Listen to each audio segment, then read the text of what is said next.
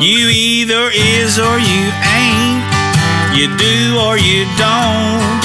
You can or you can't. Or you will or you won't. Either way, baby, a good man, well, he's hard to find. Welcome to the One More for the Good Guys podcast, where good guys gather to shed light on the good life, the people, and the good things that make it that way. I'm Mike McGill with my co-host, Jamie Akins. Now, raise your glass, lend us your ear, and let's have one more for the good guys. You either is or you ain't. You do or you don't. You can or you can't. Or you will or you won't. Either way, baby, a good man, well, he's hard to find. On today's guest episode, we have our longtime friend and soon-to-be yours, Mr. Jon Whitlock. Percussionist, drummer, singer-songwriter, published author, and now drum tech for rock legends Ann and Nancy Wilson of Heart. Without any further ado, ladies and gentlemen, Mr. Jon Whitlock.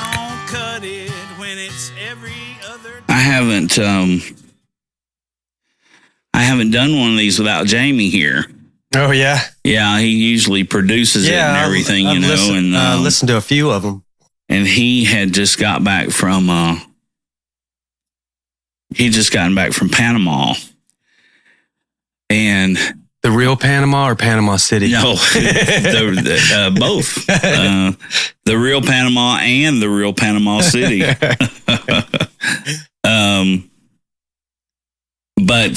And I was like, what's the damn deal? This is like, he was the second person that in our kind of circle of friends that's been to fucking Panama in the last month. Yeah. Like, are we missing something? Yeah, when did that get to be the hot spot, you know? But any rate, he must have caught a bug on the plane coming back, so he was sick, and I talked to him earlier, and he gave me the rundown on everything. So it does appear that we're recording. So hopefully we get something to use. Welcome, buddy. Well, thanks for having me over. You're welcome, man. Long time. We seen each other last Friday night. Which I got to say was a ton of fun. Yeah, it was. I hadn't had that much fun at a show in a long, long time. Yeah, that was a blast, and it was such a great group of dudes to. I think the last drum set gig I played was back in October, and I came in feeling a little cold, and then there's Clint Mulligan and there's Poe and you, and I was like, oh man, this gotta be on the game here. And then it started, and it was so easy, and it just flowed. It was awesome. Yeah.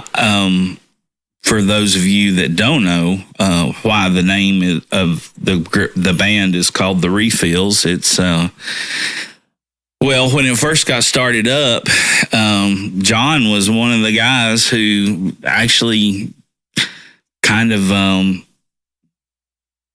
got us into that role. Yeah. Because Scott West down at the Preservation Pub would call Jon and say, well, hey, man, we've had a band canceled. Could you put something together? And Jon was like, well, yeah, I guess we could. And so I got to find somebody who knows a bunch of damn songs. That's it. The key to the rest of the band will fill out. That's not a problem. We need somebody that knows a bunch of damn songs. And Mike McGill knows a shit ton of songs. Enter me in my big mouth. So we did that forever, and it seemed like it was just a revolving door of characters and players. And last Friday on the, the 9th? Yeah. On the 9th, we had a gig down at the Jig and Reel, which we do every month. We'll be there on March 8th this coming month. But I hadn't been on stage with Clint in probably 3 or 4 years. Yeah, it's been a lot, like 3 years since I'd played with him. Yeah. Played with Jennifer Nicely out at her farm once. Mm-hmm. The last 3 years. How is that? Oh, it's great. Yeah. I mean, it's a real chill kind of, it's a beautiful ass farm. It's so nice. And like, they pulled up I know where it's at over there. Yeah, they pulled up a truck bed and set the band up on it, and they have a lot of food and that little. They've turned that little area where it used to be like a saddle room or something like that, into a little venue, and they just invite a bunch of people over, and it's really good atmosphere, and. Yeah, it's a really cool place to play. I wish I could remember the name of the lady who was playing over there back. There was I had heard some of her music. I'd went on one of those trips for Carl where had to go pick some stuff up for him out of state, and was driving the big truck, and of course it's got Sirius, and I was listening to Willie's Roadhouse. Yeah.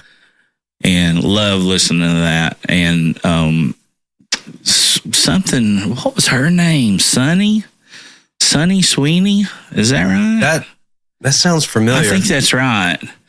But anyway, I heard her, she's a DJ on there. Plus she plays music as well, and she had played one of her songs. I was like, that really sounds good. I like that. And then lo and behold, I was on Facebook or something like that, and one of the social things, and seen that she was going to be at Jennifer's place. So yeah. I've yet to make it.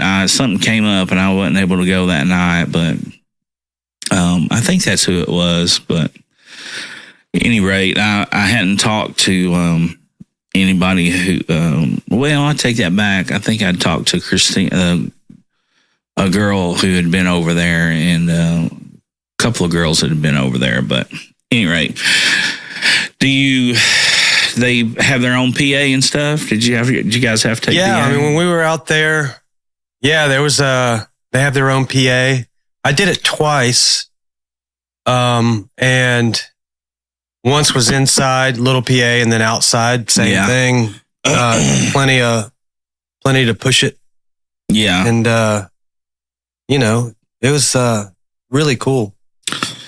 Yeah, well, good. I'm glad to see she's still doing something. At any rate. Yeah. I hope I'm not spiking this thing too bad. I don't think I am, but so yeah, we did the refills thing for a long time, and then of course I hadn't played with you since last year at one point where you filled in on a couple of gigs with us. So. Yeah.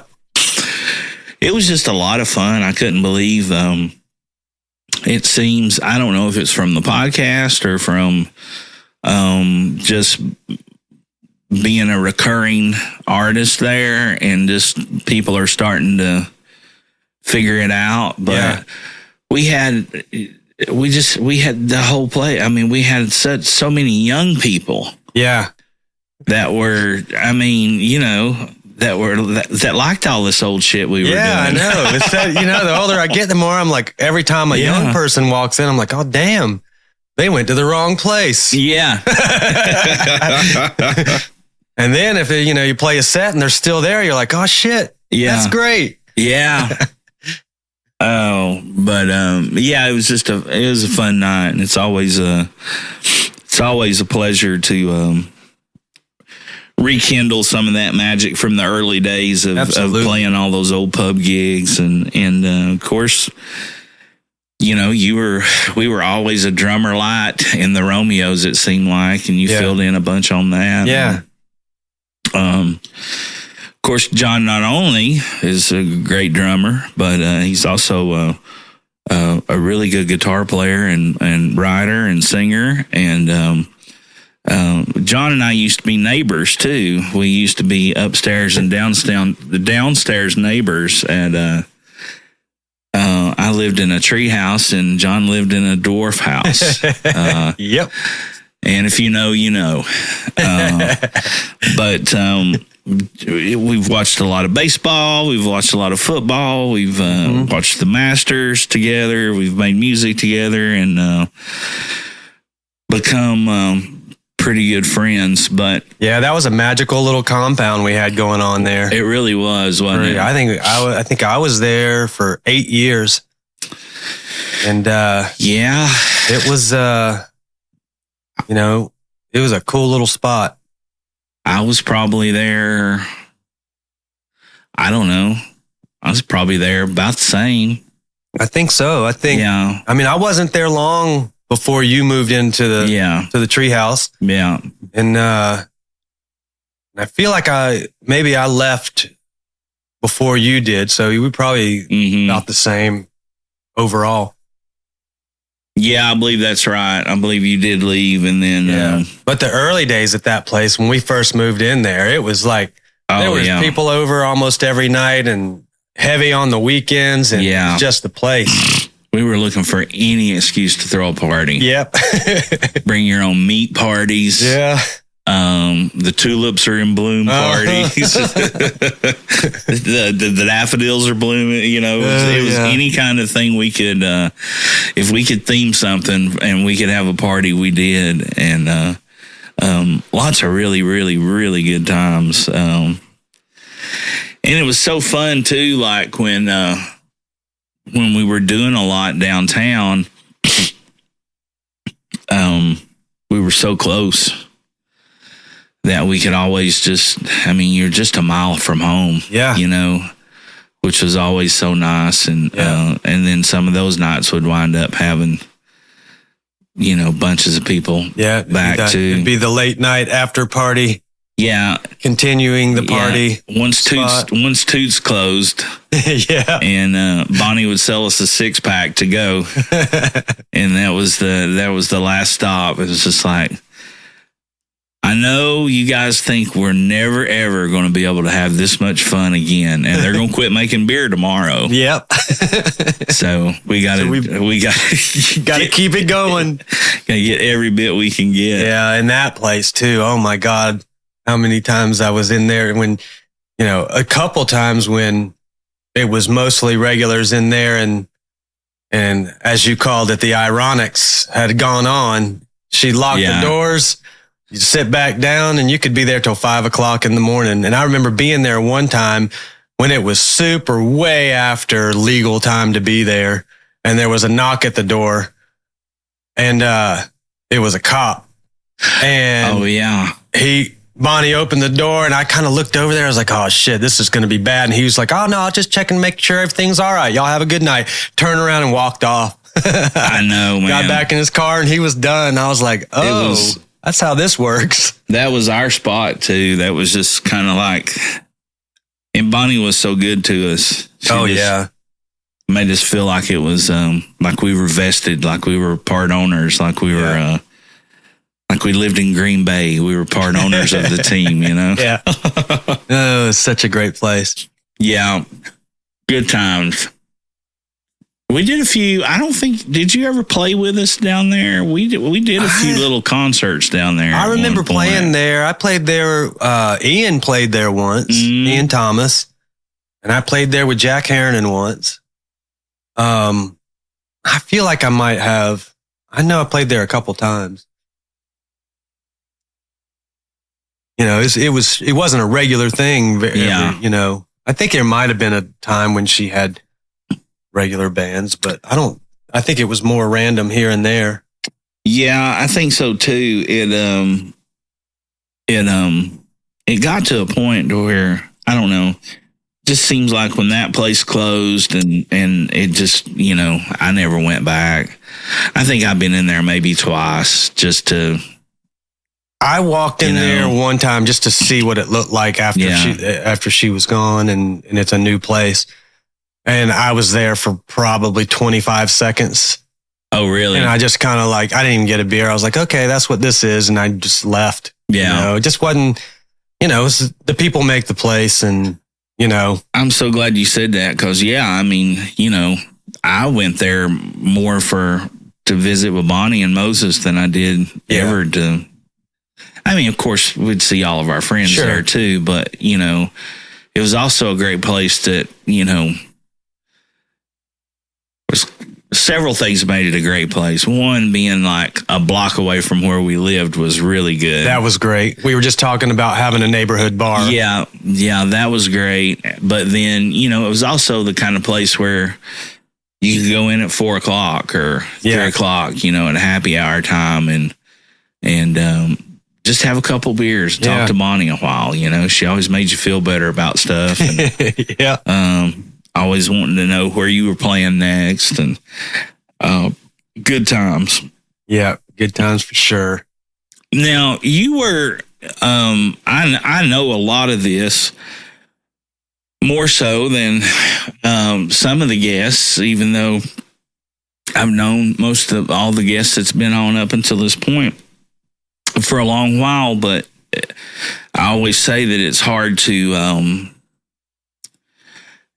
get to know a whole lot about them because it's either music talk, bar talk, or you're being interrupted, or you're working, So just it's hard to get a real gauge on a lot of things. And of course, we can't forget the Miracle Can Society meetings every Wednesday night at the pub. Those were pretty good nights too, for years. But if I'm remembering right, your dad was a military guy? No, actually, I get that question a lot because I know because I moved a lot growing up, and he actually worked for HCA, Hospital Corporation of America, that later became Columbia and then back to HCA. Okay, and it was just it was just a matter of as he moved up through that company and wanted he wanted to be a hospital. He wanted his own hospital eventually. So he had to do certain things to get there. And that just meant moving to another city with another, job. And then, so every 2.5 to 3 years up until I was in junior high school, we moved. Right. And I'm looking back on it, I'm really thankful for that. Right. At the time, it's probably tougher than I will claim that it was. It was definitely tougher on my brother because he moved it. I was lucky enough to move like at good times, like, kindergarten, first and second, then move second, right. And go into junior high school in the 7th grade and not move again to him. But he was always moving like between 7th and 8th and in the middle of high school. And so, everything's awkward then too. But for me, it was for kids and that age groups. Yeah, I mean, it was hard, but it was fine. Yeah. So you were you originally born in Cleveland? No, I was born in Milledgeville, Georgia. That's what I thought. Okay. And by the time I was 2, we moved to Macon, where all my mom's family was, Macon, Georgia. And then when I was 5, we moved to Riyadh, Saudi Arabia. Wow. Okay. Yep. I don't think I remember that part. And then when I was 8, we moved to Thousand Oaks, California. And then at 10, we moved to Calhoun, Georgia.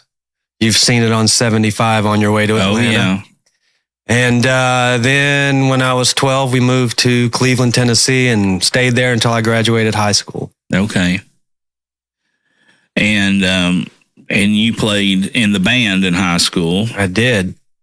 Did you know pretty early on you were that music was your thing? I knew that definitely that I loved music, but I was definitely determined that I was going to play drums. Yeah. And what made that so?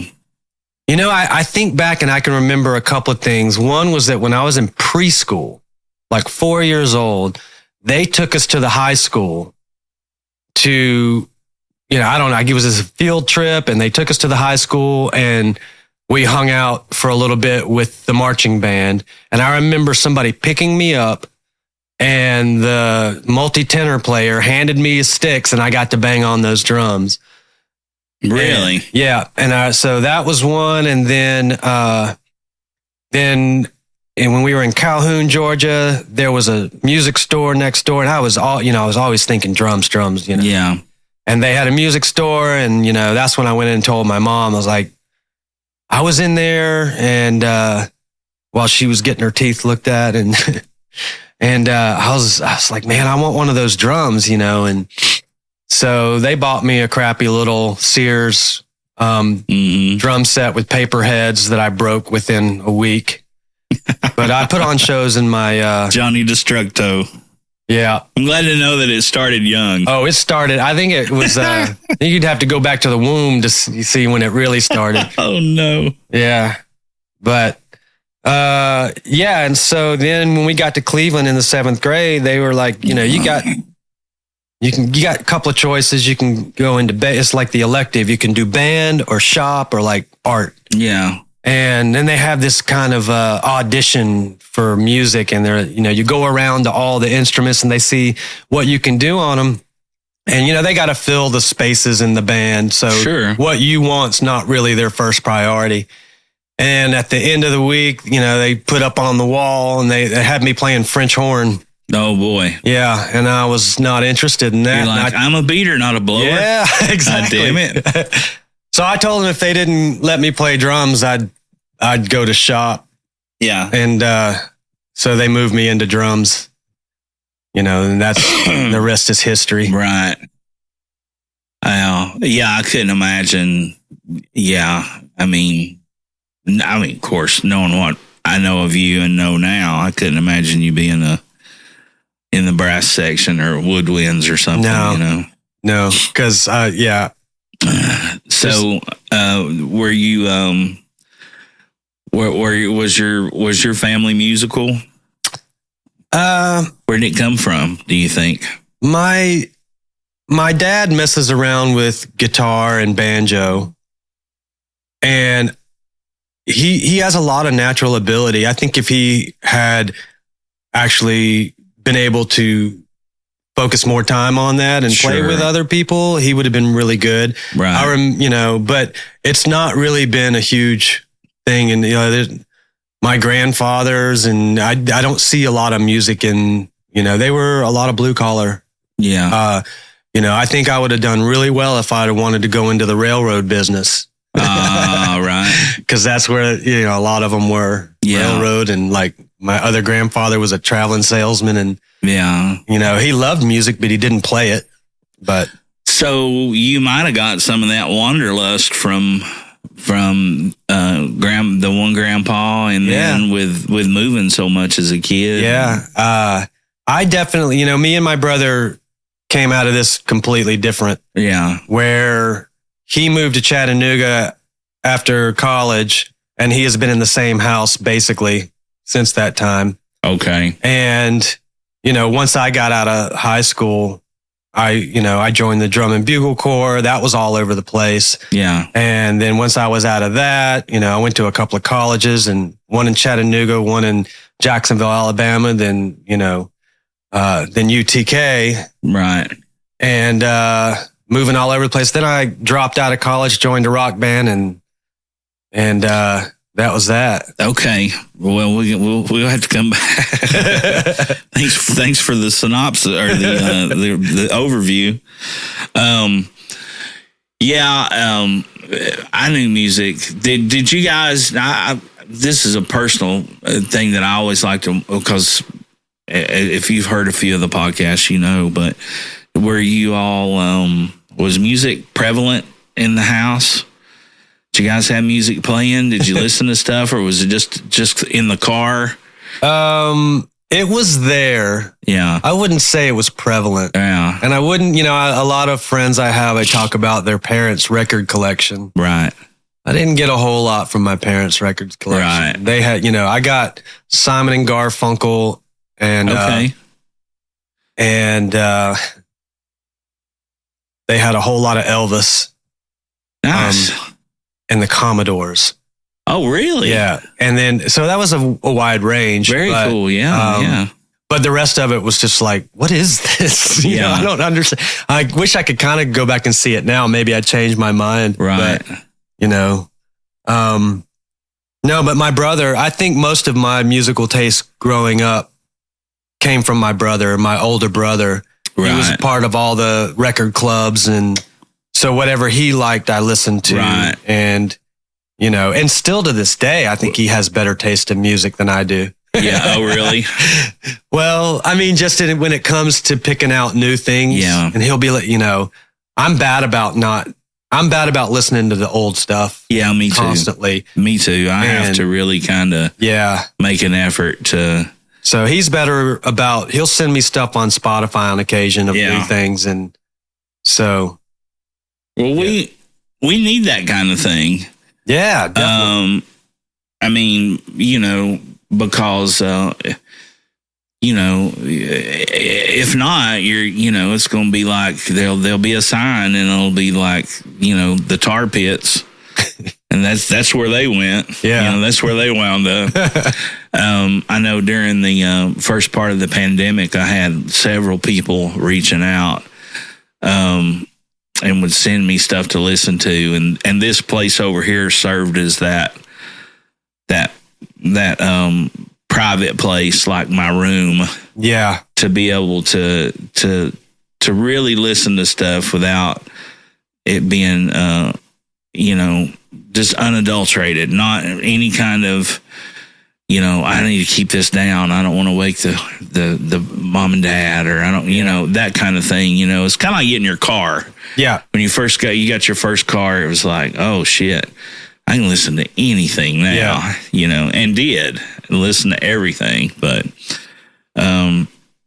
so that's interesting. The Commodores to, Simon and Garfunkel. Simon and Garfunkel. And Elvis. And Elvis. That's a big, but that's pretty cool. Yeah.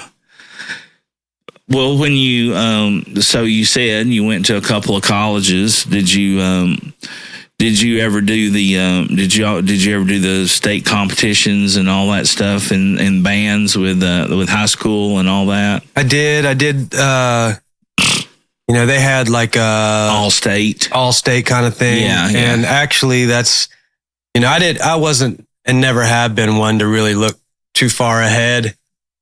And that's kind of why, like, once I graduated high school, I wasn't even thinking about what I was going to do. Yeah. And because I had made some of the top bands in those high school, you know, clinic things, that, you know, UTC sent me a letter and were like, hey, because you made the blue band and the state thing, we're going to offer you a scholarship. And I was like, okay. And I filled out their thing and went there. And, you know, I didn't visit a single college campus. I just went to the first one that sent a letter. And hey, man, at least you got a letter, you know? Yeah, at least I got a letter. And I always thought, I don't know. I thought I probably would wind up, if I did anything in music, I'd probably wind up being a teacher of some sort, because that's where, you know, that was really in my influential years. And I had such a good mentor with Dr. Melton that I thought, man, I could see myself doing that. Yeah, I was the same. Coming out of high school, I was like, that's what I'm going to do. I'm going to go teach. I didn't, you know, I was mostly a band kid. I didn't play in a rock band or anything in high school. And so that was my, and the same, I had that mentor. I looked up to that first drum teacher and I was just going to do what he did. He was cool. Yeah. Like, you know? Yeah. So. Yeah. So UTC, you stayed there a couple of years. Yeah. What made you move on from there? Just time to go? No, I did 2 years at UTC while I was in the drum and bugle corps, which takes place over the summertime, the competition, and you travel. And I dropped out from my last year of drum corps because I only wanted to focus on that. And I was never really good at school anyway. So I was kind of taking a break. And then when I finished drum corps, you have to age out at 21. And I followed a bunch of friends to Jacksonville State University that were in the drum line at Spirit of Atlanta, where I was in the drum corps. And I followed them to Jacksonville, Alabama. And Oh my God. It was a huge mistake. It was a really fun mistake. The butthole of the world. Yeah, it was a super fun mistake. No, I think that's Oneida, Alabama. Yeah. Oh, yeah. Oneida. Yeah. Ugh, that's another story. Yeah. But go ahead. But yeah, it was, a fun mistake. Yeah, you just don't follow that many really close friends to a college and live in an apartment complex with all of them and expect to do anything but, continue the party. Right. So after one semester, I was like, it's time to get out of here. Yeah. And I came up to UTK. Well, at least you had a little bit of foresight. I mean, some self-awareness. That's a little bit. Not something you have a lot of at that age. Yeah. And my parents saying, one more semester, you flunk out of that and you're paying for it yourself. Yeah, there's that. All right, then. So UTK, did you got up to UTK and you were under Dr. Julian? The guy, yeah. The man. The myth, Julian. The legend. Yeah, I went and auditioned for a scholarship there. And I did the UTK band for 1 year. But I had heard all of this stuff about Dr. Julian. Yeah. How he was just, he was harsh. He yelled at people and just was all up in everybody's face. And I know me, I get in trouble just on accident. I'm not trying to cause trouble, but I'm going to be late. I'm going to, and that was the main thing. So I was working at the Holiday Inn off of Paper Mill. And I went into my boss, who was a good friend of mine, and I was like, man, you got to help me out here. I was like, you got to tell them that I work an early shift. And that because on Saturdays, on game days, you had to be on the field with your drum on your body at 7 a.m. in the morning for a morning rehearsal. Yeah. They did not mess around. And so, so I was like, dude, you got to write me a note. And I can play off the rest of it. I went in there and I gave it to his assistant. I can't remember his name. And I was like, yeah, I'm a shuttle driver and whatever. They this is an important job for me. I'm paying my own way. And which was true by that time. And, I was like, I can be here, but it's going to be like 9 o'clock. And they're like, oh, okay. And I gave him the letter and they're like, no problem, Yeah. And so during the season, I come rolling up. The band's on the field in Neyland Stadium. Yeah. And I come rolling up just before 9 and Julian's up there and he comes running down from the stage. Shit. And he's like, what the hell are you doing? What do you think you can show up here? And I just kind of sat there and, just kind of looked up at him as he just screamed and yelled at me.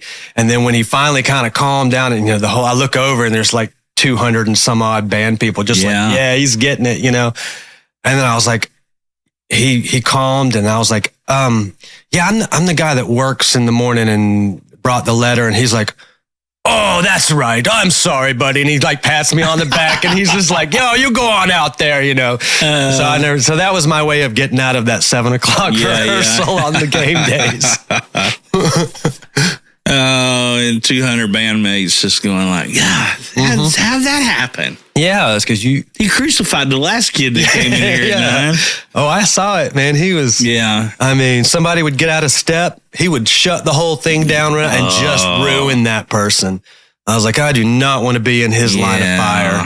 No. And it was okay knowing that I was like, man, this is going to be great. Because once he's done yelling at me, hey, dude, I'm the guy. New shits came to light, man. Oh, I always wondered about that. That life. So what year was that? I got to UTK in 91. Okay. Mm-hmm. All right. So you got to see some good ball games. Oh, I did. I saw it that year. Y'all traveled with the traveled. band. We went up to Notre Dame and beat them. And I think at the game was over, I think we played Rocky Top on repeat for 35 minutes. It was ridiculous. Oh yeah, I bet. But that was a cool. How was Notre Dame? That was such a cool campus. Yeah. And just being in that stadium. Yeah. I mean, it's not like the monstrosities. It's different. Yeah. And especially back then, I don't know what it looks like compared to now, but then it was kind of the difference between like, I don't know, going to Mile High and Wrigley Field, like Wrigley back before they added on. Right. But like, it was cool. It was super cool. And the history, you could just feel it around there, It was very cool. It's fun. Pardon me. All right. That's funny you bring up that game because obviously you know this about myself that, big Tennessee fan and sports in general for pretty much. But I have a newspaper.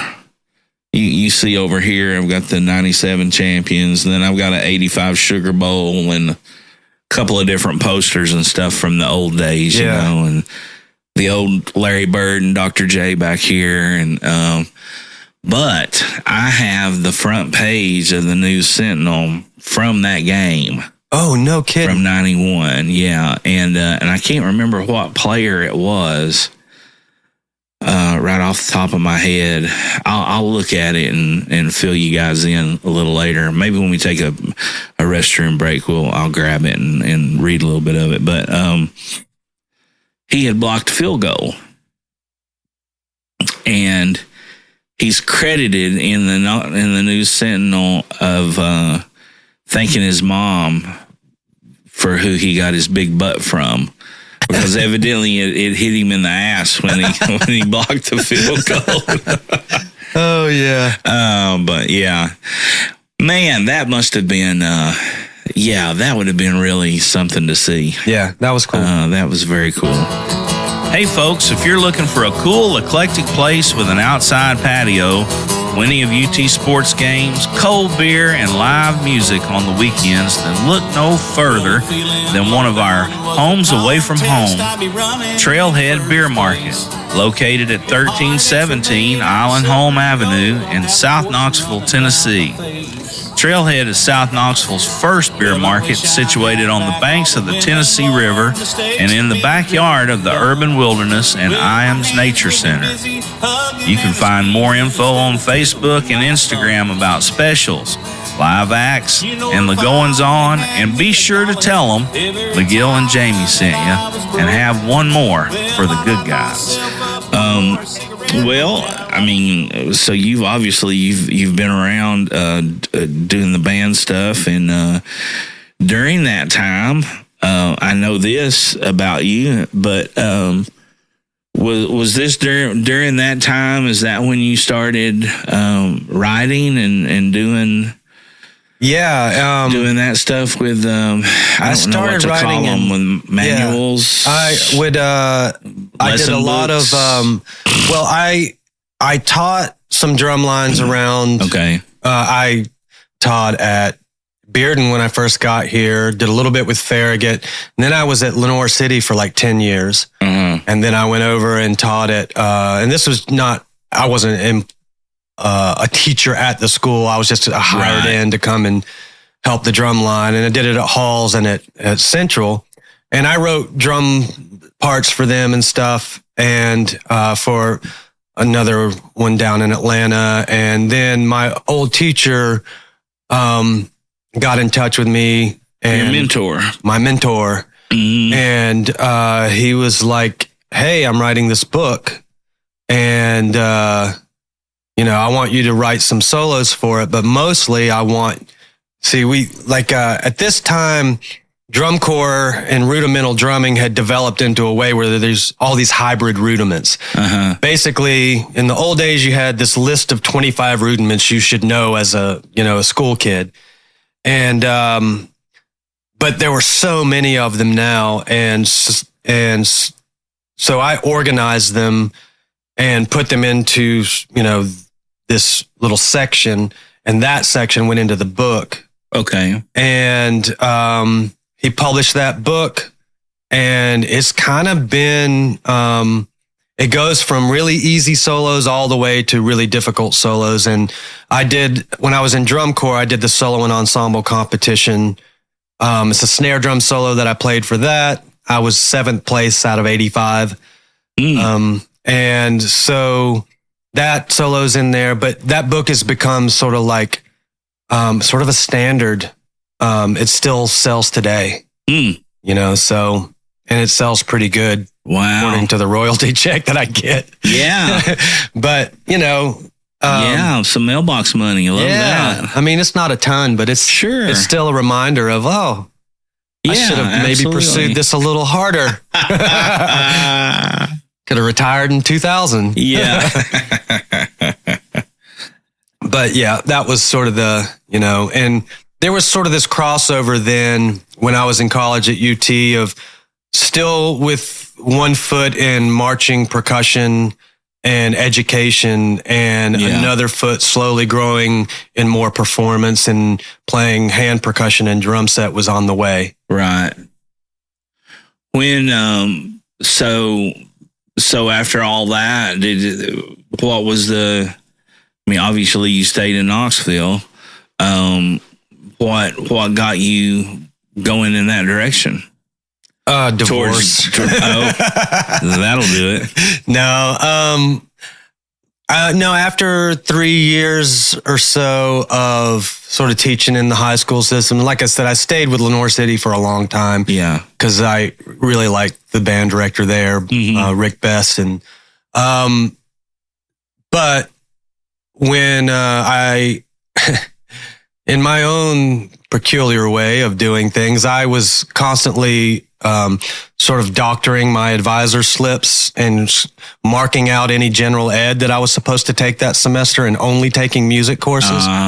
So I came up on 30 hours left of college with nothing but general ed left and no music courses left. Oh. And then at about that same time, a friend of mine called and asked if I wanted to play percussion in a rock band. And so I dropped out of college at that point and joined a rock band. I got a gig, baby. I got a gig. And that was the end of my college career. Right. I was like, well, What was this gig? Who was it with? The band was called Kings of the Killer Fish. Yeah, I've heard of that. And it was a good band. It had super good players in it. Yeah. Sean Perkinson's ridiculous guitar player, John Steele. And then you'll still see him around here now. Yachty Westfield was the drummer. Okay. He was at Wayne Stock this past weekend with what is it called? Fuego. No. Anyway, I can't remember now. Yeah. But he's a ridiculous drummer. Right. And I played percussion in that band, and it lasted throughout the 90s until like 99, 98. Had percussion always been a thing?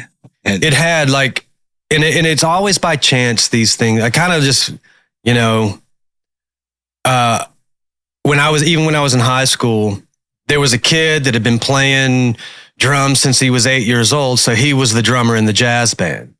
But my mentor was like, I want you to be in the jazz band. And he handed me a set of congas and showed me how to kind of do a few things. And then when I got into college, I was in education, but I was taking some drum set from Keith Brown. But again, like I sort of leaned towards playing hammer because at that point I'd gotten some skills and, and technique and was moving forward with it. And I imagine it was kind of new too. Yeah. So it was challenging. And absolutely. Yeah. You were getting more creative. Yeah. As it went along, probably. Well, so you start playing percussion and congas. You leave and go out with those guys. What brought you back from that? Did you start something else then, or? So they ended in, I think, part of 99. And then the guy that had been the sound man for Kings of the Killer Fish, he had gotten a job with another band out of Tuscaloosa. So I joined them for like 6 months. And that was a band ready to explode in not the good way, but I guess implode. Yeah. Yeah. So the first night I was on the road with those guys, the guitar player cold cocked the bass player behind the van. Oh.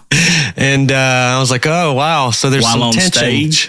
No, it was after it was during loadout, and the bass player had yelled at the guitar player to get off his ass and help load out. Yeah. So he picked up a couple of my stands, and once he got down to the end of the hallway leading out to the van, he threw the stands down and went over and just clocked the bass player. The bass player jumped up and proceeded to beat the shit out of him. Yeah. I thought that was fun, but probably not a band I'm going to be in long. So that lasted 6 months. Yeah. Yeah. That lasted 6 months. And at that point I was, and that sound man, then after that band exploded, he's now the sound man for Railroad Earth. Okay. And so, I wish he'd call me for that band. Yeah, no shit.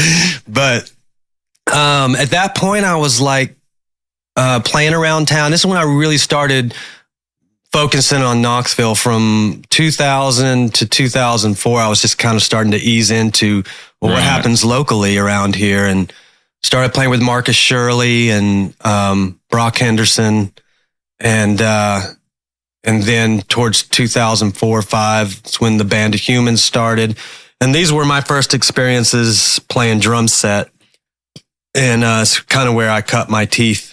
Some ridiculous bands to start out. Really? Yeah. Behind the kit. Yeah. No shit. I was slow to it because I was kind of afraid of it by that point. Yeah. It was intimidating to me. Well, yeah, I can see that. I had chops, but I didn't have independence at all. Right. Or any knowledge of grooves or anything, Right. beyond hearing them. And, So I actually started out with Marcus Shirley, just playing a kick drum and hi-hat with my feet, and playing congas and bongos and hand percussion on top of that. Oh, wow. So, and then sort of eased into drum set.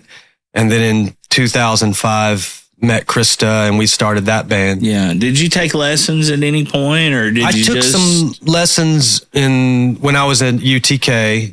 With Keith Brown, yeah. Okay. But I never played in any ensembles or anything. Right. And so I just really didn't have much going with it. And if you don't use it, you lose it. That's cliche as it comes, but it's really, really true. And plus I was learning like what he teaches, which is swing. Yeah. I was learning jazz, and, and that was basically the years I was there. I think I was there for 3 years.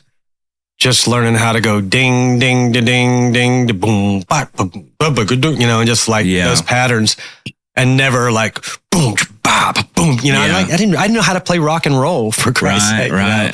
But I messed around a little bit on my own. But those were in the 2000s. That was the first bands I got to actually be a part of. Sure. As a drum set player. Wow, that's crazy. We've told a few Phil Pollard stories on here, the Band of Humans. Kyle had some good ones. That's nuts, man. I would have just thought when you got done at marching band practice, you just came home and jumped on your kit and tore it up. I don't think I owned a kit until probably around 2000. Yeah. Yeah. Wow. I had a ton of percussion shit. Yeah. But that's about it. Yeah. So to Krista, that's about the time I really started kind of getting to know you. Yeah. And that was when again? 2005? 2005 is when I met her. Yeah. And actually we were at the pub, and she was doing like singer-songwriter night. Okay. And I'd seen her come to a couple of Band of Humans shows, and I had recently been made single. Uh-huh. And I was like, damn, that girl's cute. Yeah. And so she came up and she was like, hey, Morlock was telling me that you might be able to, maybe one of your students or somebody would be interested in playing drums with me. And in my head, I was like, this is a great opportunity. And I was like, well, I'll do it, and then I was like, just send me some music, and then she sent me the music that she'd like recorded on a 4-track. And I was like, holy shit. Yeah. What a voice, and what, she's got some really good songwriting skills. And so, so the two started together. We started dating and we started a band. And that was and y'all toured everywhere. I mean, that was, y'all were really doing it. That was, that band lasted for 7 years. Yeah. We dated the first 2, and then we broke up, and then went on the road for 3 weeks immediately. Oh, God. And then came home for a week and went on the road for 3 more, and then another 3. It was brutal. Yeah. But I tell you what, it is the fastest way to move. I mean, like, you will go through the entire process of a breakup in a very short amount of time. Right. Like, oh, you're hurt and you're whiny and you're crying, and then you're mean, and then you're getting, all this stuff. You're jealous, and then you're like playing games, and like you're grabbing a girl's arm. Concentrated. Yeah, it's so concentrated. And about the third tour in that, over 3 months, that's when Seth and Vince Logan, Vince came, was like, man, I'm pretty sure that the two of you, if you don't straighten it out, me and Seth are not going to be able to handle this. Right. Like, it's just too much drama. Yeah. So me and Chris said, we were in Florida, and I took Krista for a walk, and I was like, man, I told her that, and I said, so have you said all the mean shit you want to say? Right. Because I have. And I was like, what do you say we call a truce and we continue this thing? And we did. And she became like, really close friend and like a sister to me. And we continued to, manage that band together until it ended in 2012. Yeah.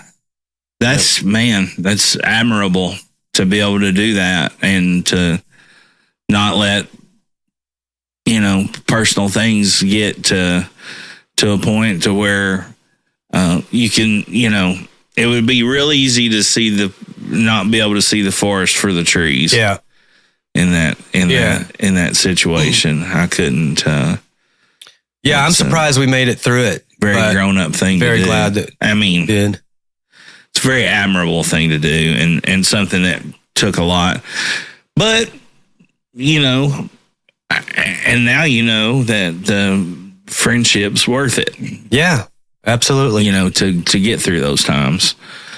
I said a very grown-up thing to do, but everywhere you look these days, grown-ups are not doing grown-up things. No.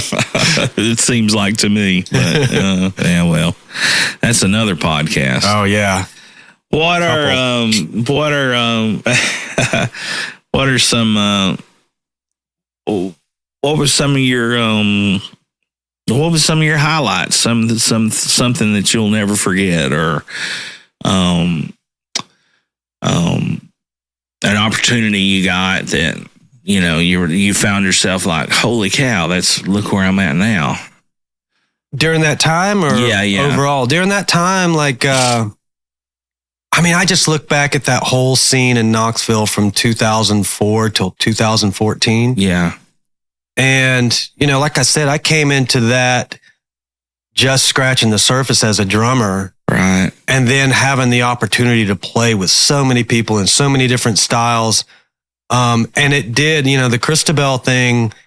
I got back on the road, which is definitely where I wanted to be and have always wanted to be. And that, I think the highlights, like we did this crazy, weird 2-week tour in Crete in Greece, and just, being able to travel. Yeah. And, you're just making stories every time you go out, it's just, so. And you've done a lot of international travel. I've done a lot. Yeah. And most of that came after, Spain. Yeah. Like a lot of Western Europe, Spain, France, Switzerland, Austria, Germany, Belgium. Yeah. Just go all the way up to Sweden. And, I'm still waiting to do some South America. I'm waiting on that one to come through, but not yet. But just because I haven't been there, Right. Like, but. Well, I hear Panama's hopping. Yeah, that's what I'm hearing. I'm going to look that up when I get home. We'll get us venues in Panama. We'll get us a band together and go down there and watch them all do the electric slide on the beach. Yeah, and that's the great thing is watching people in Sweden do the electric slide and showing up in cowboy boots, tight jeans, and cowboy shirts and hats. It's insane. Man, did I share that with you?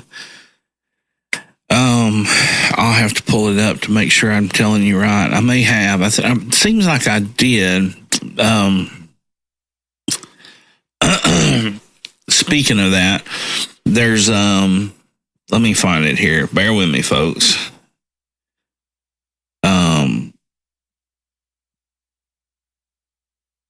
Yeah. Did I share this? Did I share these guys with you?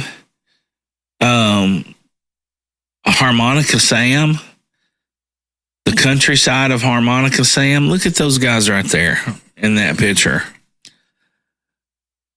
Oh, wow. And they're from, and I'm telling you, we could play that. And if anybody out there, if you guys like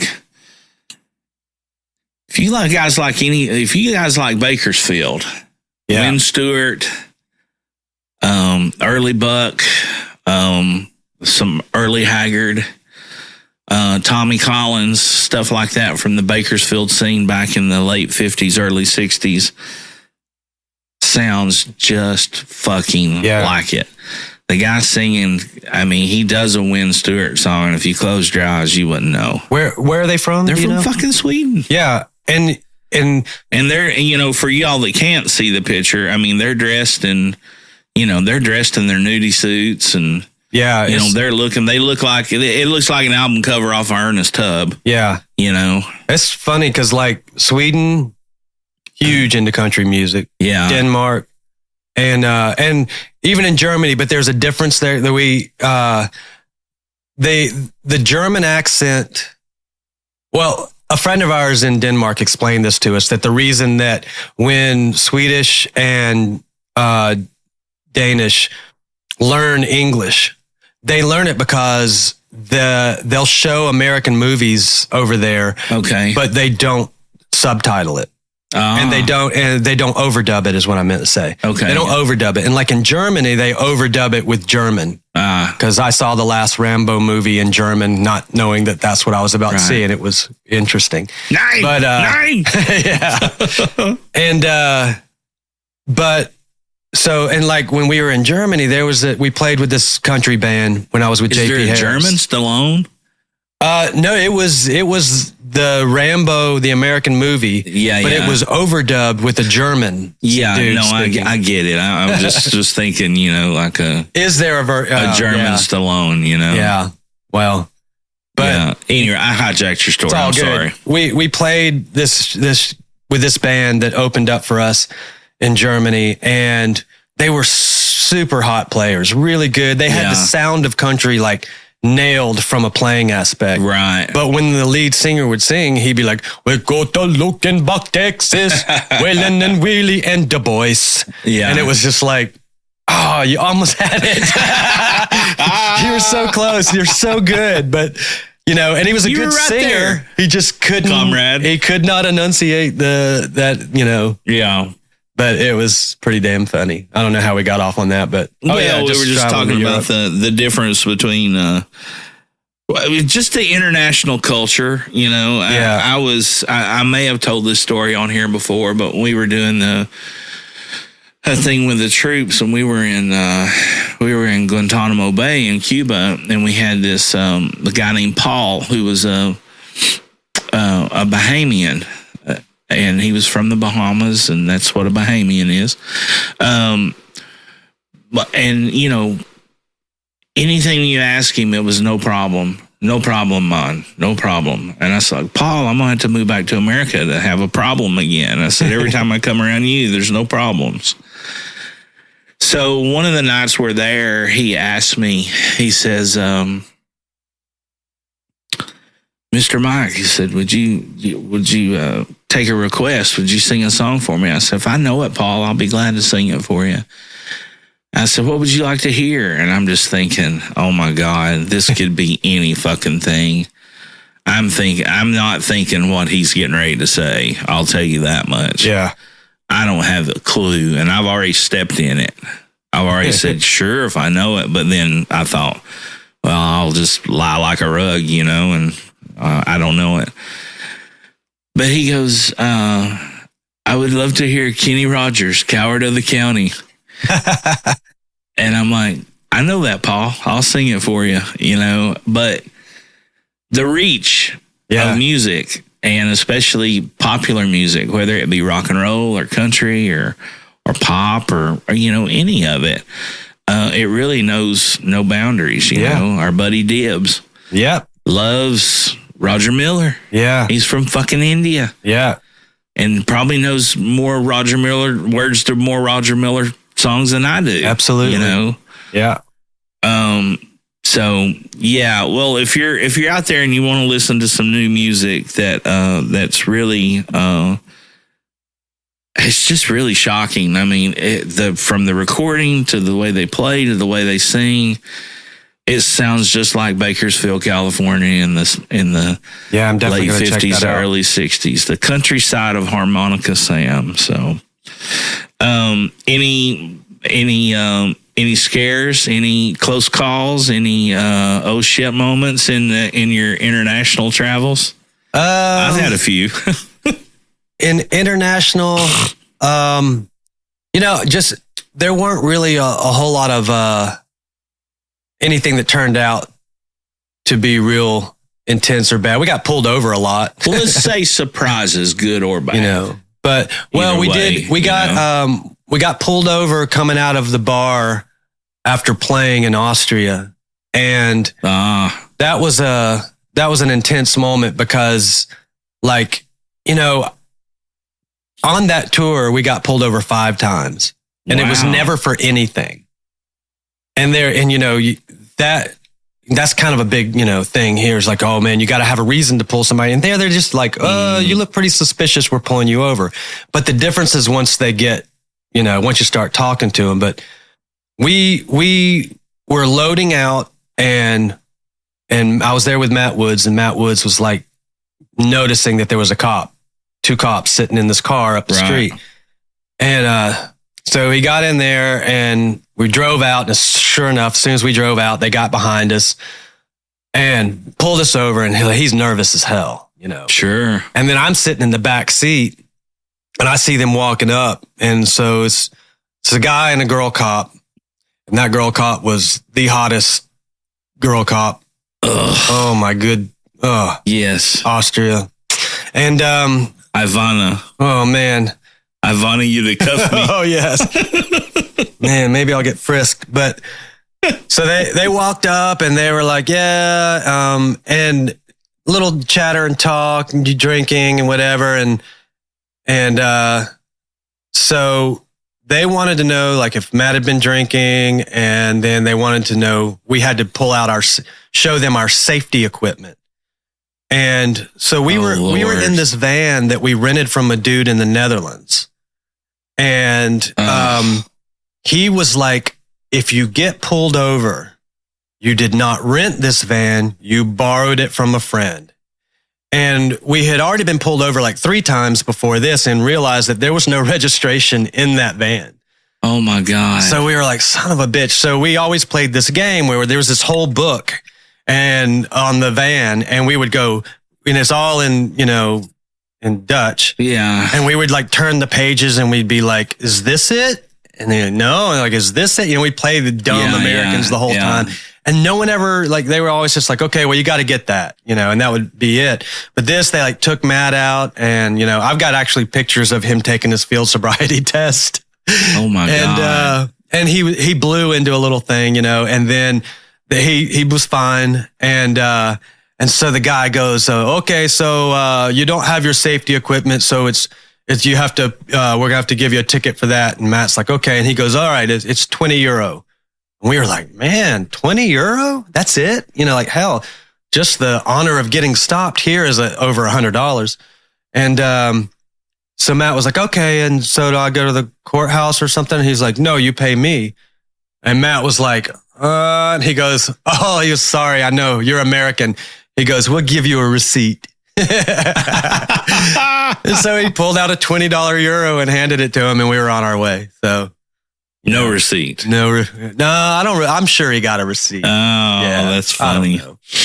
I don't know. I thought it would, but the whole time I wasn't nervous at all because I was like, this is fine, man. Look at her. She's beautiful. She's not going to take us to jail.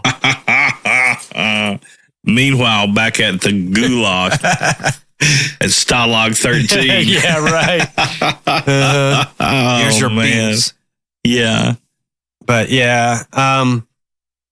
Other than that, most everything has gone pretty smooth. You know, when I was there with JP, we'd always have a tour manager and that was easy. He was great. And then with Matt, we did all the driving ourselves. And I kind of preferred that because, you know, you just feel like you're more part of the countryside when you're driving through it as opposed to, you know, having a driver and all that. And it's intimidating, but it's also fun to kind of navigate from one language to another, not knowing a damn thing, you know, and trying to figure it all out. But that was Austria. You know, we were in, did you go through Austria? We went to Valencia. Okay. And it was really cool. We actually, there's a friend of Matt's that lives there. She's married to a guy there, and she showed us around. We went and saw Beethoven's grave. And heard is beautiful. You know, it's a really beautiful city. Yeah. Sure. Very cool. You need another beer? Yeah, man. All right, let's get one. Hello, music lovers. Campbell's Music Room Guitars was opened and founded by our longtime friend Kyle Campbell back in 2017. If you're a beginner or a seasoned pro, you're always needing something. From strings, picks, or maybe a repair to your trusty instrument. Campbell's Music Room Guitars has a full line of all the stringed instruments. New and pre-owned, accessories, pedals, amplifiers, and here's the best part. It's a local, family-owned business where you will get the very best of sales and service from the owner himself. Campbell's Music Room Guitars has something for everyone. Did we mention that he also gives private lessons? Kyle is one of Knoxville's most multi-talented players and teachers with many years of professional teaching experience. Located at 5103 Kingston Pike, open Tuesday through Saturday, 11 a.m. to 4 p.m. Give Kyle a call at 865-584-0041 or stop by and tell him McGill and Jamie sent you and you wanted to have one more for the good guys. Cheers, man. Cheers, bud.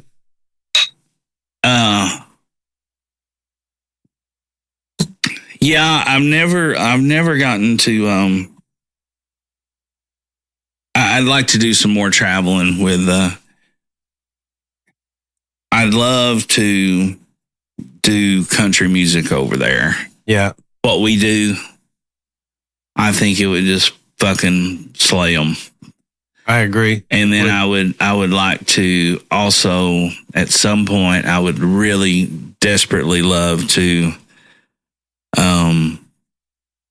be a part of some bluegrass stuff in Japan.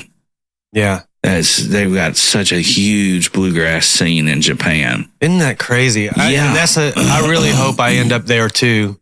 Yeah. I mean, that's a place I've wanted to go. Yeah. You know, and this is. I have a lot of, I love the culture.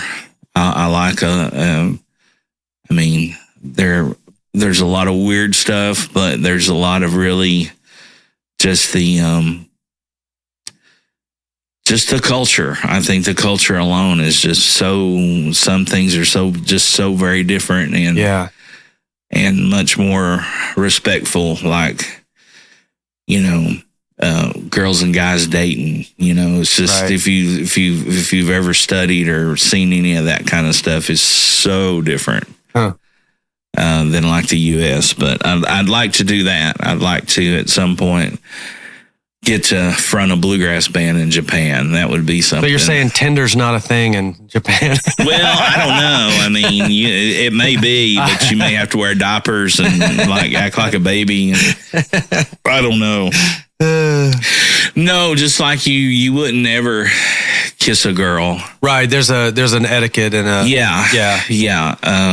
just the intricacies of the etiquette of even sometimes making eye contact is a no. Right. Which is make eye contact with your date and being engaging and blah blah blah. And I mean that's the beautiful thing about travel is going into another culture. Yeah, for sure. Being open-minded and appreciating that culture for what it is and not for how it compares to what you're used to. Mm-hmm. So. No, for sure. So you've got some you've got some pretty big things going on in your life now over the last, what, 6 months? 6 months, 9 months, something like that. Yeah. I mean, and as far as highlights go, it's kind of, it's a big highlight. Yeah. Last July, hanging out 4th of July weekend at Matt Woods with the bus and rolled home on Monday and backing in and got a phone call from a guy that used to play guitar with Matt Woods. And he lives in Muscle Shoals now, and he's the guitar tech for Alabama. Okay. Weston. And he's like, hey, man, what are you doing for the next month? And I was like, okay, what's that mean? And he's like, well, Ann Wilson's drum tech is falling out, and they need a drum tech, but it's real soon. He's like, I'll just give you the guy's number, and you can check it out. Yeah.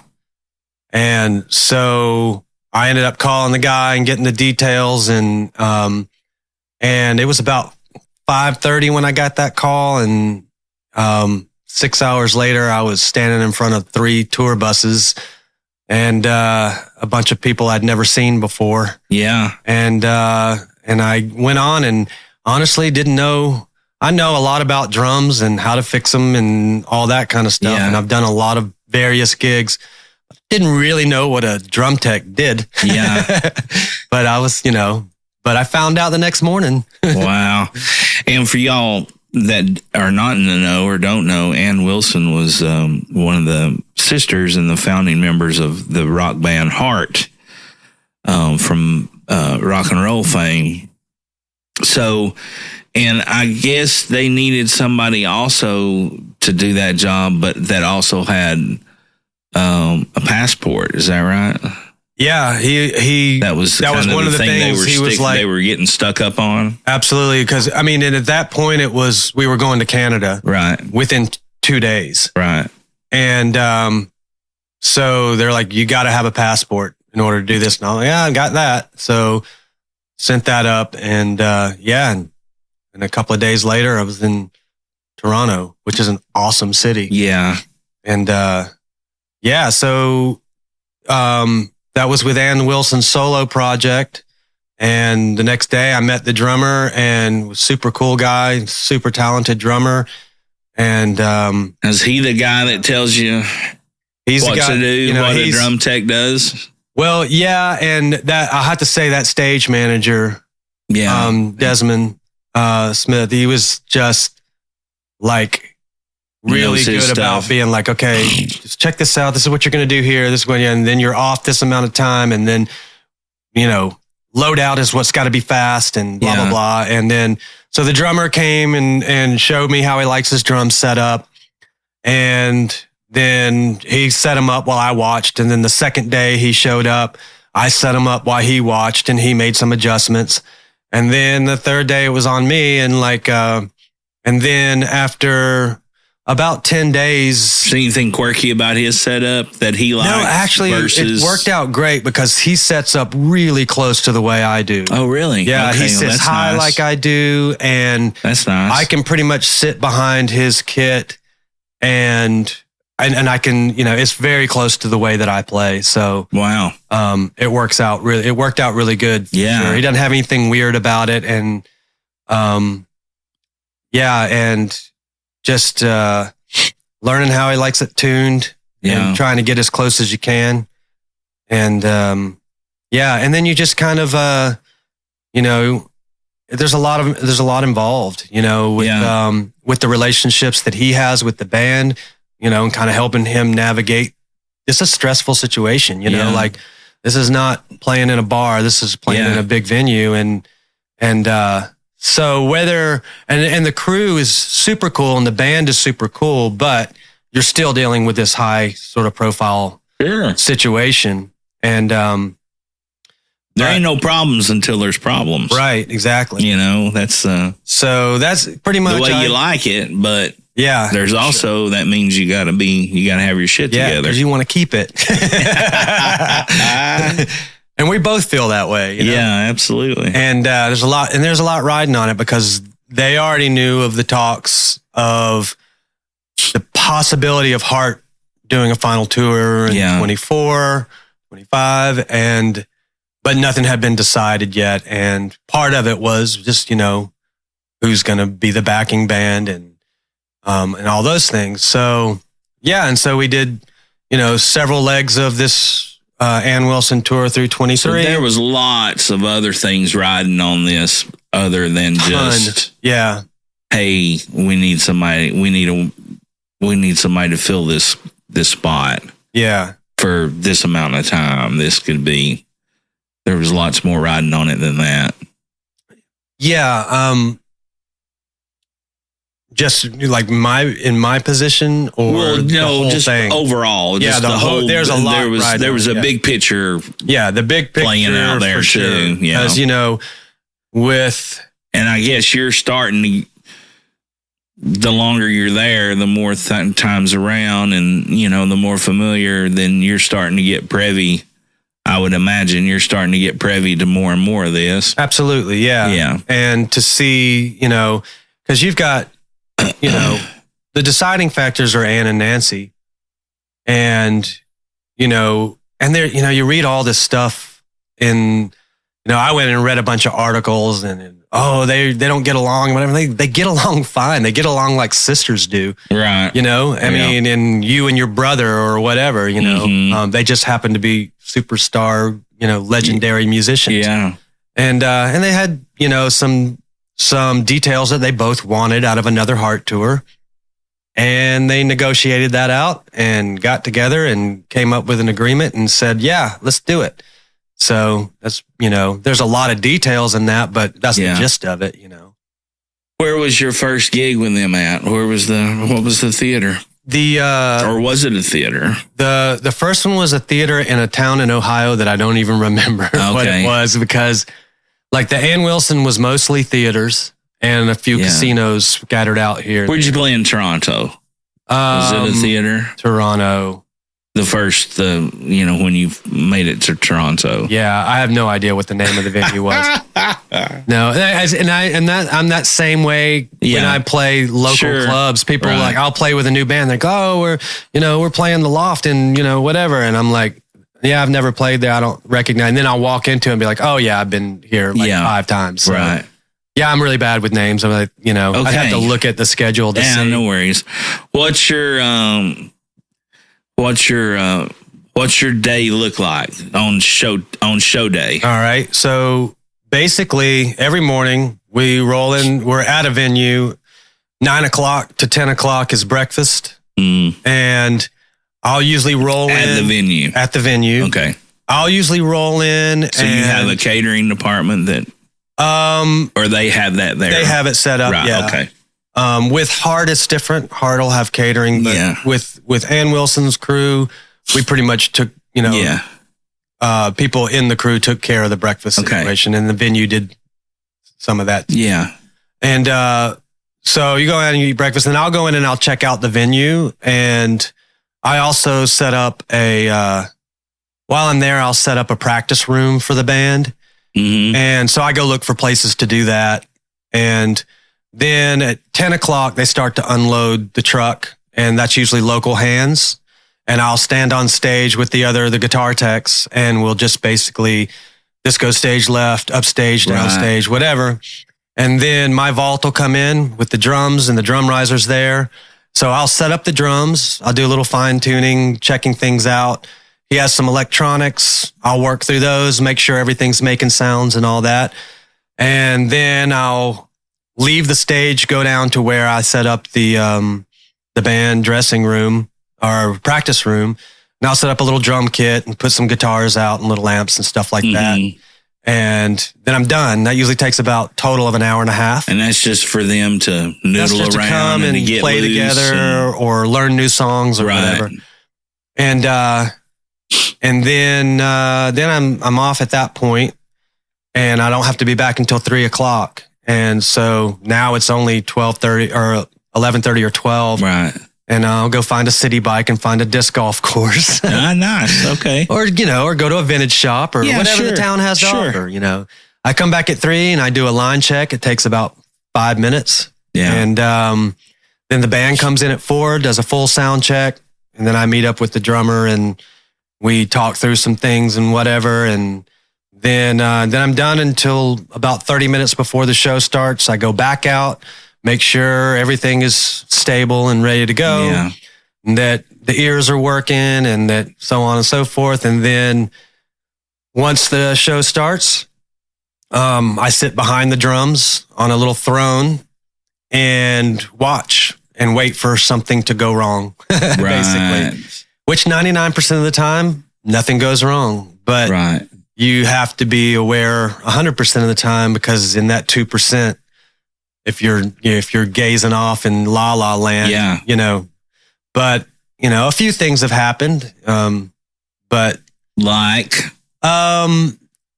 at one point I was sitting back there and the drums caught watching, on fire. Yeah, I'm watching. And so his rack tom is on a snare drum stand. And I'm about eye level to his bass drum beater. Okay. And I'm looking at it, and then I see the bottom of that stand. And I'm like, whoa, that's not good. And I look up and I see the tom hit the stage in front of him. Oh, shit. So I jump up and run over and I grab it. And this time the mic that's on it goes one way. The clip goes another way. The tom goes one way. And then the stand is hanging off. And so I run around and it's going into an instrumental section. So he's still playing back there. And I run and I grab the tom and I find the clip and I'm like, and at this moment I was like, you know what? I never really looked to see how these clips fit on the rim. Oh no. So I'm like, and they're playing and I like look over at the floor tom and I'm like, oh, okay, now I see it, and I put it on there and I get it all set back up for him. And while I'm doing that, Ann's come back, because when there's an instrumental section, she comes back and kind of hangs out near the drum through. And I just feel this presence to my right, and I look over, and she's standing. She's like, "Hey," I'm like, "Hi," and then I just keep putting it back together and get it set up. So that's the kind. And then I run back around the back, and I'm done. And that whole thing probably took about 15 seconds. Yeah, but and then it's probably done. Seemed like an eternity. Time slows down. Yeah, but. It's that. And then like simple little things can happen where there's one time he went for something and he stick got knocked out of his hand and it went underneath his bass drum pedal. So like he's coming down on that. So, if you're aware, which I saw it, just reached in, grabbed that stick out of there, and so it's been stuff like that. Yeah. That you're just there. So it just moves as flawlessly as possible. Wow. Well, that's pretty amazing. And then I guess afterwards you strike all his stuff, get it packed up. The mornings are slow and really nice. I really love it. You go in, you just chill out. I can take as much time as I want. At the end of the night, you bust. Go. Yeah. And so as soon as they do the bow and they hit the curtains, you know, like, now, do the stagehands load everything back? They load everything out once it's packed up. Right. Okay. Yeah. So your responsibility is to pack. Yeah, I'm a packer. Yeah, and so I get everything. I start breaking down. Well, that's good. I mean, that's kind of nice. Oh, it's great. I don't have to lift anything. Yeah, no shit. So, but put it all away, and then they come in, and then as soon as I see my cases and the drum riser go onto the truck, I'm done. Yeah. And then I'm on the bus, and then the bus, if we have a show the next day, you sleep on the bus overnight, and then you wake up and you're at the venue, and that whole thing starts again. Mm-hmm. And if there is no show the next day, you typically drive to the town that the next show is going to be in, right. and then you get a hotel and you chill out for the day, get a day off. That's nice. So, yeah, and it's an incredible thing. To be a part of that crew and to be with, to be with a legend in rock, you know. Yeah. I mean, she's amazing, and she's such a great person, and like still got the pipes. No, still got them, man. I mean, 73, and that's what's fucking crazy. You know, it's incredible. You know, like I went and seen Haggard 2 or 3 times after he had gotten older, and seen Loretta Lynn, several different ones, but those two mainly because they were such singers. And I could tell, the only thing I could tell that was different was their phrasing and their breathing patterns were different. Yeah. They had to get a little more here than, you know, where they maybe used to. They would have stretched a phrase through like 6 bars. Right. Or 10 bars. Yeah, singing on one breath. Yeah, now they're hitting at 5 or you know, and stuff like that. That was the only big difference that I seen in them. But as far as, and you know, and the voice itself changes, and you know, she definitely doesn't sound like she did when she was in her 20s, and you know, and naturally doesn't have that ridiculous range that she had at that point. But she can still hit, you know, some high notes when she needs it. When she wants to push it through, she can get it. And she's just, you know, listen to, like, we did the rehearsals in December with her and Nancy and the band. And that was super great because it was just, you know, her input and what she hears comes to light. Yeah. When she's talking about what she wants to hear, and especially like the feels and things, stuff like that. Yeah. I mean, she's just musical through and through. And you know, she has great ears.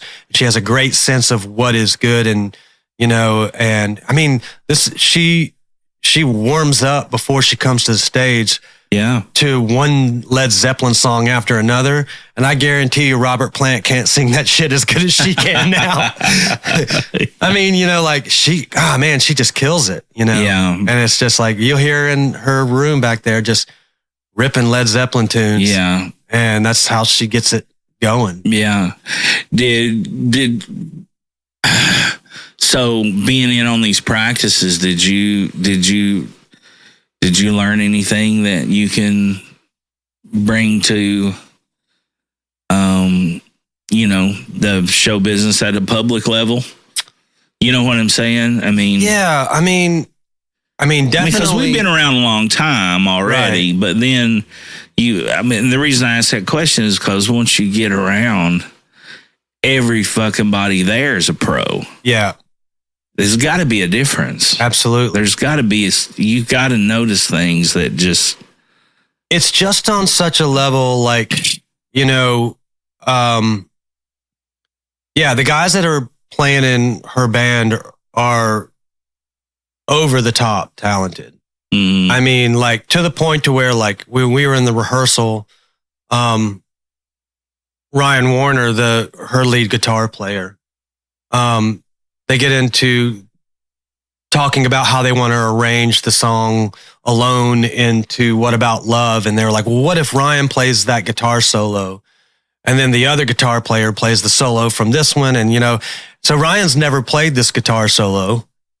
And so I look over and I see him back there with his phone up to his ear, standing behind his amp while they're talking out some other stuff. And then he just goes, boom, puts it back in his pocket, and they run it through. And I'm not saying he hit every note, but I would have to listen to it to know that he didn't. You know, I mean, it was like, good God. Yeah. Like, how did you do that? And it's just amazing. And, you know, and just the, you know, anything though, like about like communication, as far as like, I mean, and I'm only interested in that because,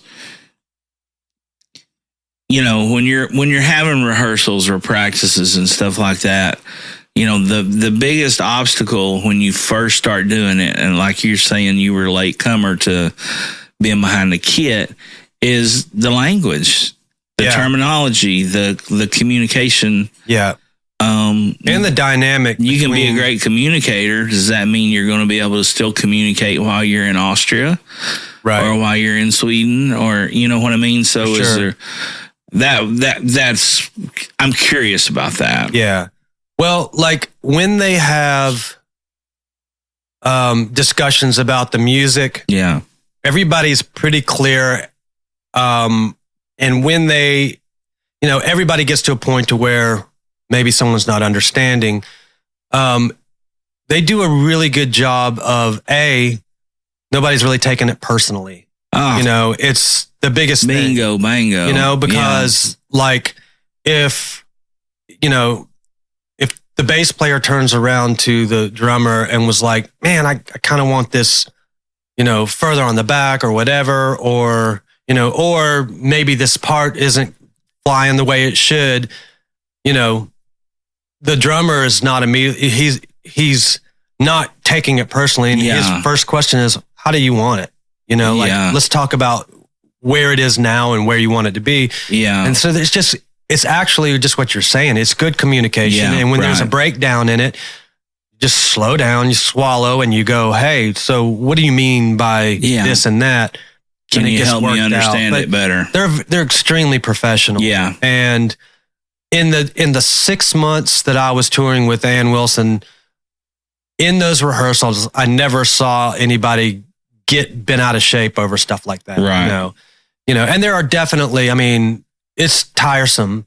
So there are definitely days when somebody's really tired and he's kind of cranky. Yeah. But it's not about the music. It's not about anything anybody said. It's just, they're very good at communicating, and they're very good at not taking it personally, you know. And they might not agree. Yeah.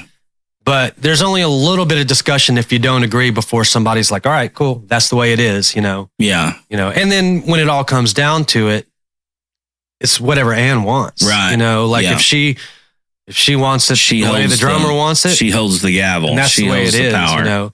But you can also, you know, she's also open to it. She takes, you know, her and Nancy both, they'll take the suggestions and whatever from the band. Yeah. And they're like, well, let's try it that way. And sometimes they're like, nah, let's go back to the other way. And sometimes they're like, yeah, you're totally right. Yeah. So it's just really good communication. Yeah. You know, and people that like each other. So it's, you know. Hey, good guys and good gals alike. If you're looking for somewhere to go to get your hair did, then look no further than the Chop Shop Hair Studio. Our longtime friend and supporter, Cindy Lou, opened this spot located in Knoxville's very own Happy Holler back in 2010. Chop Shop Hair Studio offers a variety of services, including facial waxing, accessories, tools, and a complete line of men's and women's products, along with essential oils. A lover and supporter of the musical arts here locally and abroad, Cindy has a small stage with stringed instruments and offers discounts to guests if they are willing to play and or sing a song. The Chop Shop Hair Studio is a little bit country, a little bit rock and roll, and 100% pure style, just like our dear friend and owner, Cindy Lou. The hours are Tuesday through Friday, 9 a.m. to 7 p.m., Saturdays, 10 a.m. to 4 p.m. You can also visit thechopshophairstudio.com and or call 865-525-4240 to book your next visit to go and get your hair did. Located at 1206 North Central Street, Knoxville, Tennessee, Chop Shop Hair Studios. Stop by and tell them McGill and Jamie sent you to have one more for the good guys.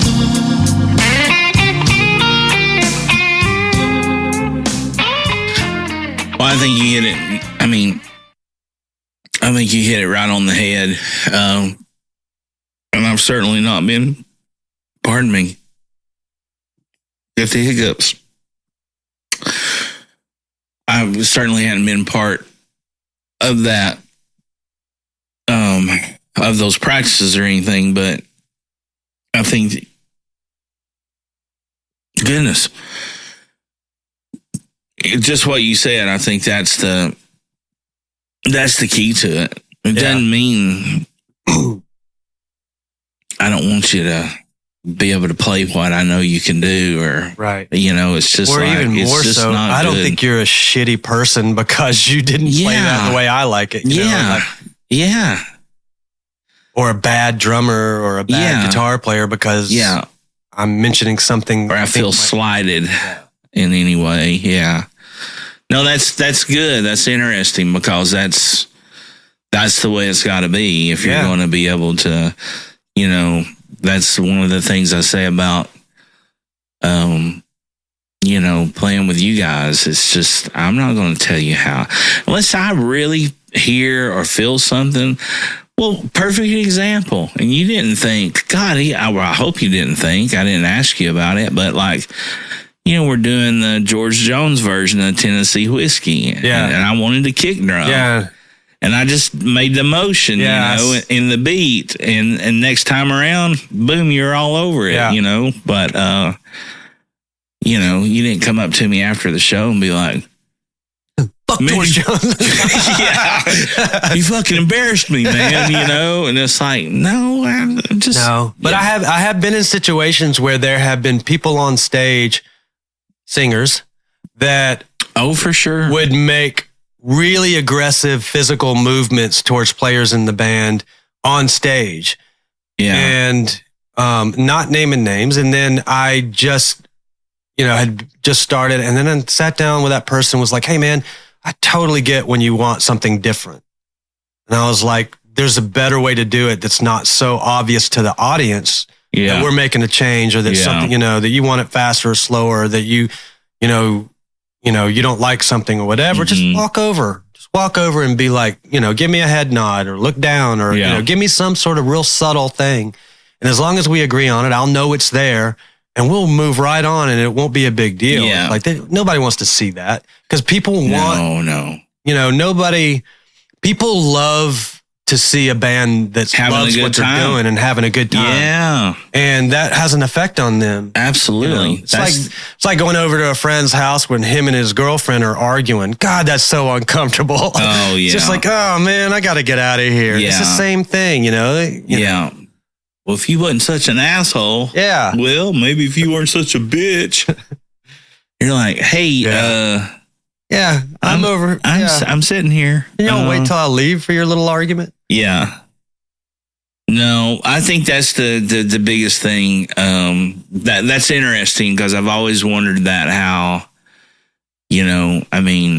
there are certain things you hear that you think could be good, but then you also have to be big enough to just be like, that's not.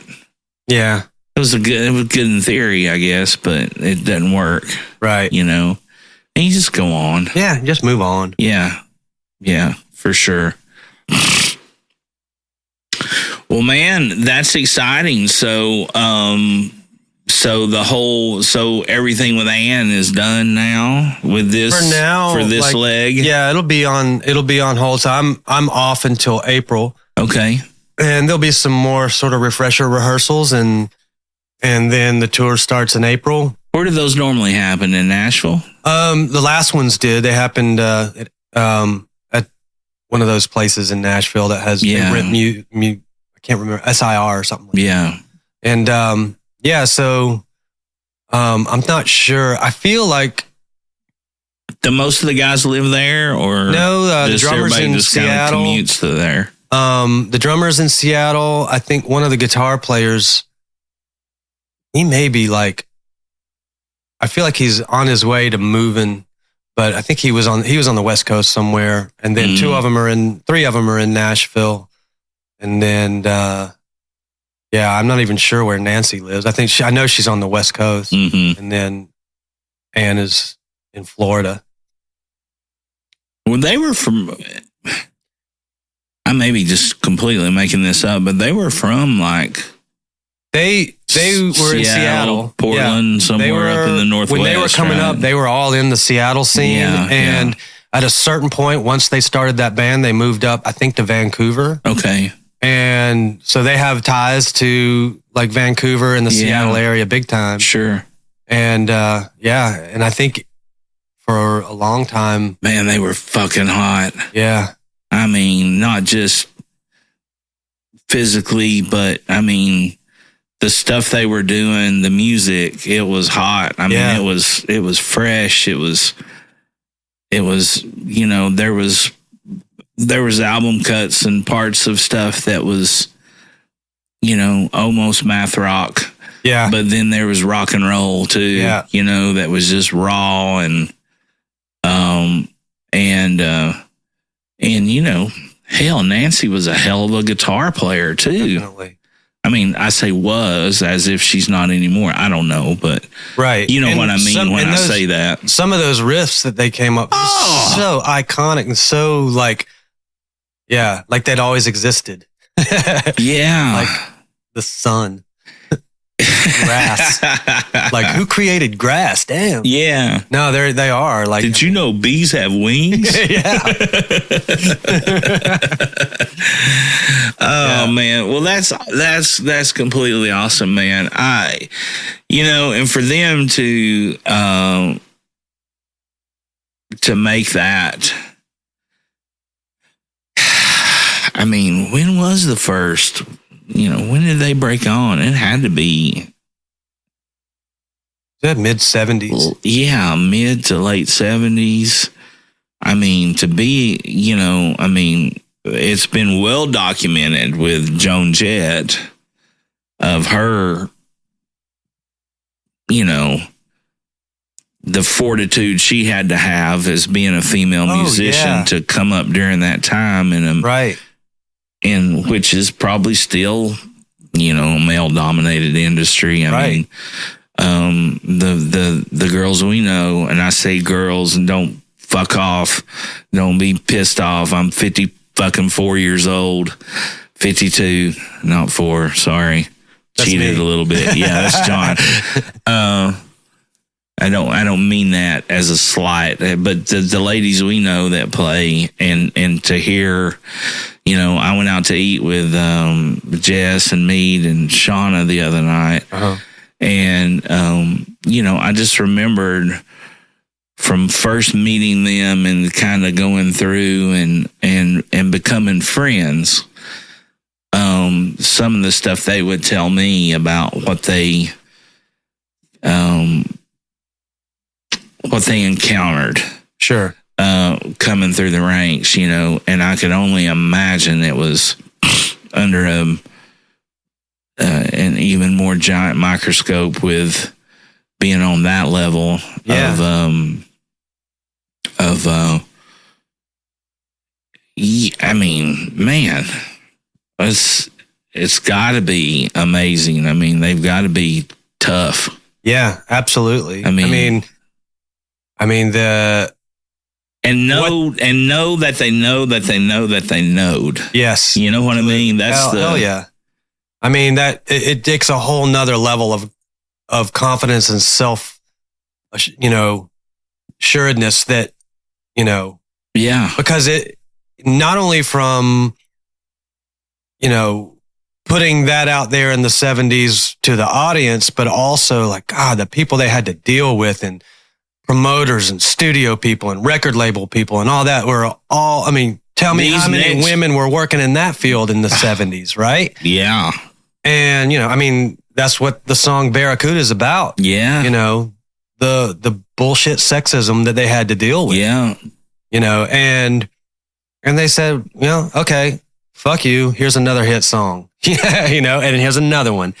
And here's another one. Yeah. Here's another one. And go fuck yourself again. Here's another one. Yeah. You know, I mean, power to them, man. They absolutely. they gave so, yeah. Man, and the interesting thing too about it is that, a lot of people in interviews and stuff will bring that up with Ann, like, oh, you paved the way for, and she's like,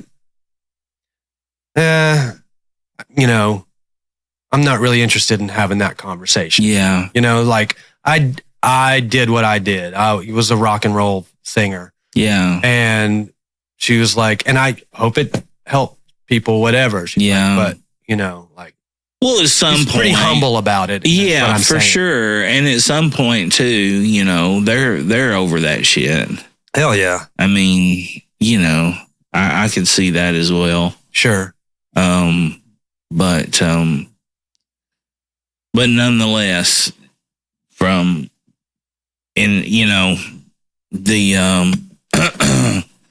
so I want to read you something. I'm gonna find it here real quick. Because I've only said I was going to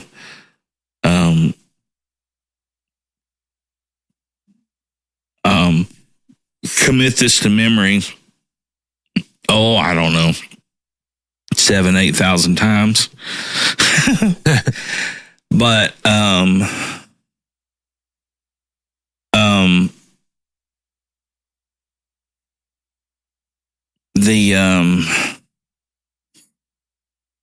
are you fucking kidding me? Yeah, here we go. So, all right, let me start up. So for all of you out there that are not in the music field or not in the music industry that go through and you're just fans, and God knows we need you to be fans, and we need you to be to a certain point naive to the business, because that's what makes the love for the music. Sure. If you knew what we knew, a lot of times you wouldn't be so.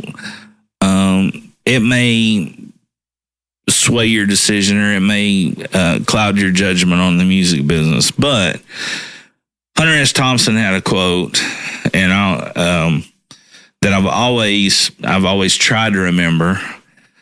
Obviously, I've done told on myself I couldn't remember it. I could lie to you people, but I choose not to. The music business is a cruel and shallow money trench, a long plastic hallway where thieves and pimps run free and good men die like dogs. There's also a negative side. Yeah. And it's so fucking true. It's very so true. Yeah. If you can imagine your grandma's strawberry pie, and she made it the same way for 50 years. Your grandpa made over it and bragged on it. The same way he did the first time is the same way he did when he didn't have any teeth and he was eating it 50 years later. It had 8 pieces in it. If you said the music business had 8 pieces to the pie, you would only be off by about 30. Yeah. And some of them are so much bigger than the others.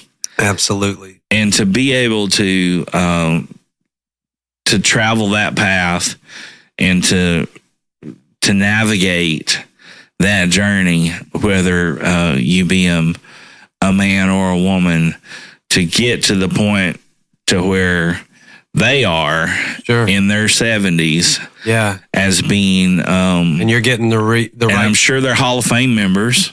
They're Hall of Fame members. Yeah.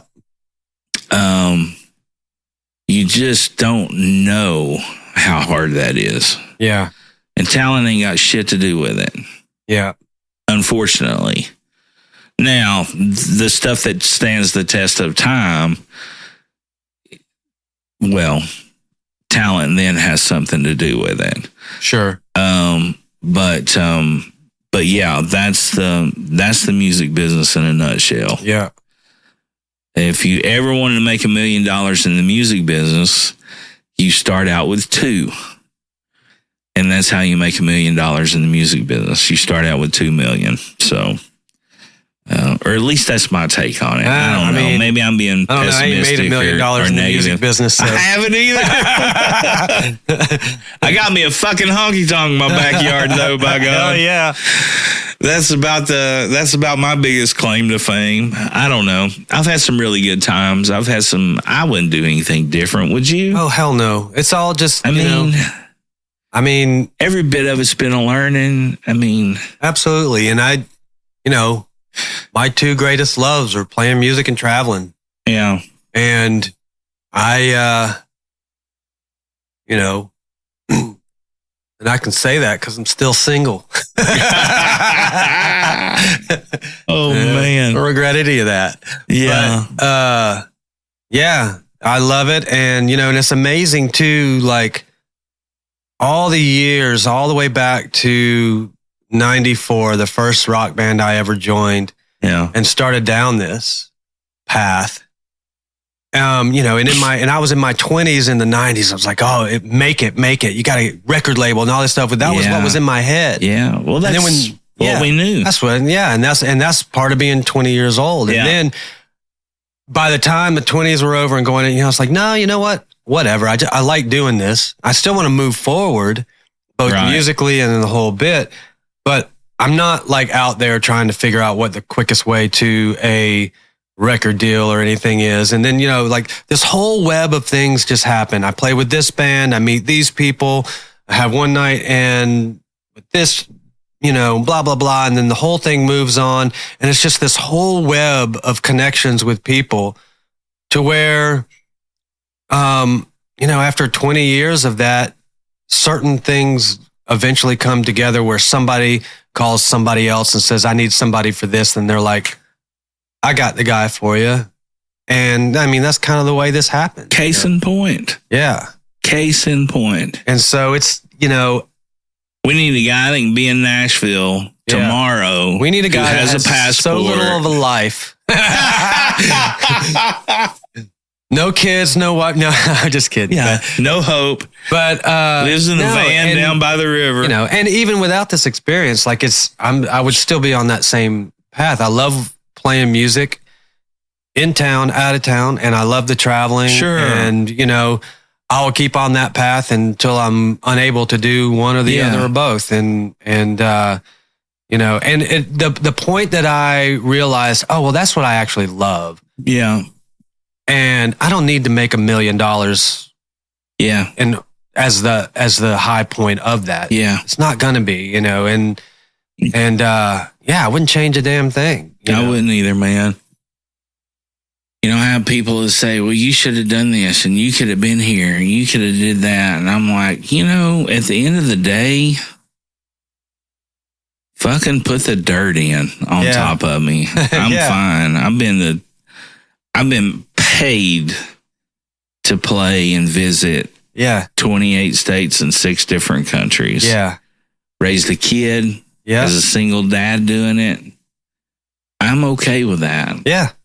I had, and everything else up until then, it was always one of those, well, Michael, you can do anything, Yeah. Car sales, Michael, you could be general manager here one day. You could do this one day. You could be here. It was always that. Yeah. And I was like, okay, I get it. But I hate all this shit. Yeah, that's usually when I would quit a job. Yeah. That's when Guitar Center was like, hey, would you like to train as a manager? It's like, nah, I'd rather quit. Yeah. No shit, I'm man. out. See ya.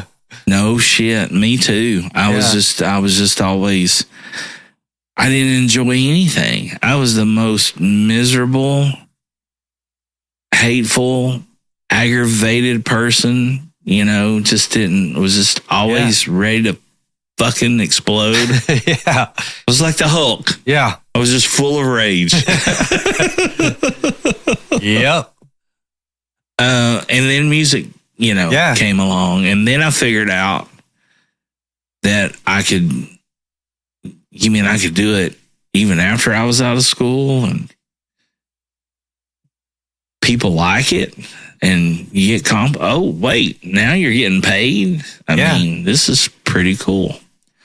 So I don't know. I think it's just always been.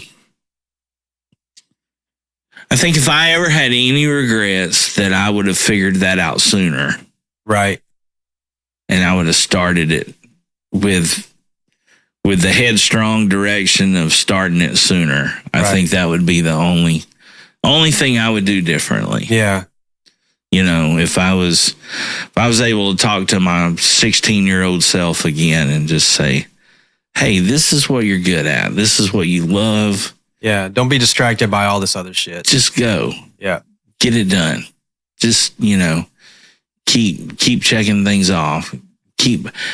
Not even that. Just keep making music. Keep singing. Yeah. That's probably what I would say to my 16-year-old self. If I could. Boy, that guy's a long time gone though. Yep. Well, what else is exciting? Have you got anything else in the works that you're doing? You got any? Well, I mean, I've got I'm stuff home, that you're playing while you're at home. I've got gigs at home. I've got my band, which is with Vince Logan and Seth Hopper and Cecilia. Yeah. We are playing the 23rd at Suttrie's. Okay. Which is cool now, and they knocked that wall out. Okay. And it actually, Seth does sound down there. It sounds really good. Yeah, Seth's a great sound guy. Yeah, he is. I hired him in on a couple of different things that I've done in the past. And he just knocked it out of the park each time. He's great. Yeah. And so we're doing that. And then I got March 1st and 2nd with Thrift Store Cowboys playing drums. Then the 15th of March with Lee Rodney Lee. That's Jig and Reel, I think. Yeah. And then he's playing a lot. I got another of mine, the 31st at Barley's. That's Easter Sunday. And then Albright Grove on the 5th of April with my band. And then at that point, I'm often on the road. Right. Very good. Yeah, it's a nice little stay here. So, and I'm hoping to while I'm here, get all this together and take a gap and record another record. So, yeah, have you got some new stuff? I have way more songs since the first album that I just haven't, gotten off my ass and recorded. I'd like to say I don't have the money, which I probably didn't, but at the same time, I just didn't get it done. So I'm ready to get it done, especially with this group, and just for no other reason than to document. You got a song for me? A song for you? Yeah. Where? To sing. Oh, to sing? To cut. All right, I'll sing one. No. I'm not saying like performance tonight. Yeah. This is the thing the one thing about Knoxville that I don't, let's say this the right way, because it's not like Nashville in the ways of most people around town don't look at, I'm going to do this song, but I'd really like to hear Mike McGill sing this song. I see what you're saying. Absolutely. You see what I'm saying? Yeah. And it don't, I'll totally do the Merle Haggard thing here, and I'm not lighting the fuck up, people. Not comparing the two, but you don't have to write a song that sounds like Mike McGill. I got that part covered. I gotcha. But I'm a singer, and I love to sing all kinds of different things. Is like, I put something out there one day about looking for some songs. Because I'm in a stalemate right now. Yeah, I've got tons of stuff that's open. I got tons of stuff that's open-ended. Can be passed off. We can do co-writes, whatever. But that muse ain't been here in a while. But that's one of those things about Knoxville. We don't look at it that way. Right. It's very true. Whether it be me or anybody else. I'm not saying. Yeah. I mean, I'm not going to push the needle. I don't think. But, you know, you never know. I like that. And I can definitely think of songs that of mine that I would love to hear you sing. Yeah. Well, think about it. I will think about that. And I would definitely, I like that idea. I mean, the song that you do of Alex Leash's, I love that thing. And the way you do it, I love playing it. I mean, it's completely different. Yeah. I mean, if you hear his version, you know, and I don't have to, I'm not looking for rewrites, or I'm not looking for my credits or anything like that. It's just like, how do you make it work to fit you, you know? Yeah. I just find a lot of,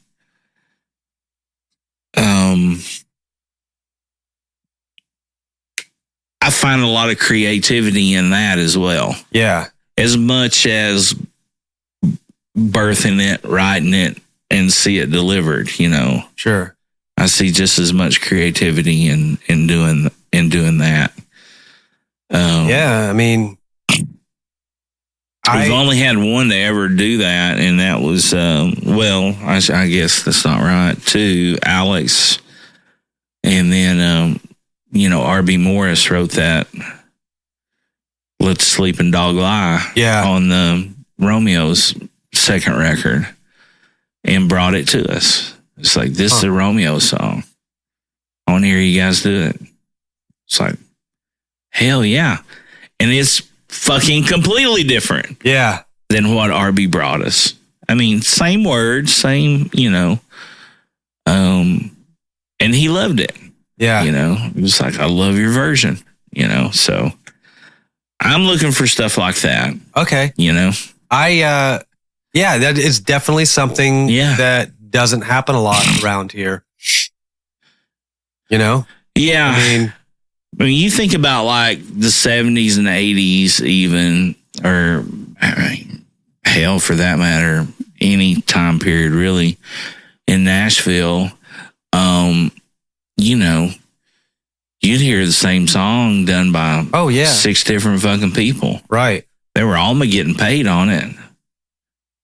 You know, that's the other thing is like, you have to pay them. Yeah. So, any rate, it's just something to put in your brain there a little bit. Well, folks, go out and see Jon Whitlock wherever you can. He's, I guess they can get to you. Yeah. All your social media stuff. Instagram, Jon Whitlock Music, Facebook, Jon Whitlock Music. Right now, my website says under construction, which is johnwhitlock.com, no H in John. But it's only because the company I had my domain name under sold to another company. And I can't figure out how the hell to link it to my website. They've not made it really easy. So, I mean, at some point I'll spend 3 hours and figure it out. But right now, just look for me on Instagram. Yeah, well, that's the easy way. Well, buddy, I am going to say this. You're one of my favorite humans. Likewise, buddy. I love you, man, so much. You too, buddy. And we got to know each other through so much stuff other than, I mean, the music's just a bonus. Right. We've gotten to... goddamn, we got to see the Cubs win a World fucking Series in 108 years together on the porch, you know, drinking beers. Did. So that was good. But I love you, and I am so happy for you that you're doing what you're doing now. I've told people this forever. Your work ethic as far as learning and practicing guitar and songwriting was a huge inspiration to me as being an upstairs neighbor from you, because, it'd be 12 o'clock. I'd be poor woe-is me, or I'd be scratching my ass or washing my balls.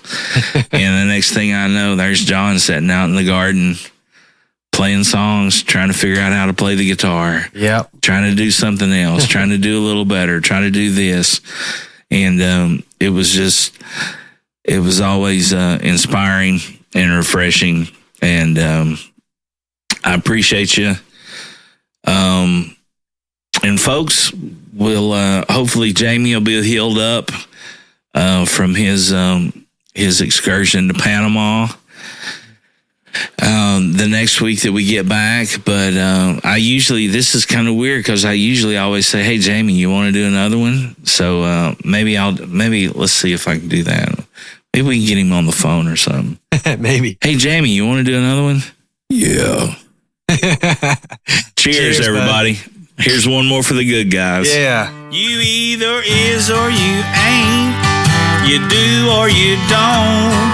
You can or you can't. Or you will or you won't. Either way, baby, a good man, well, he's hard to find.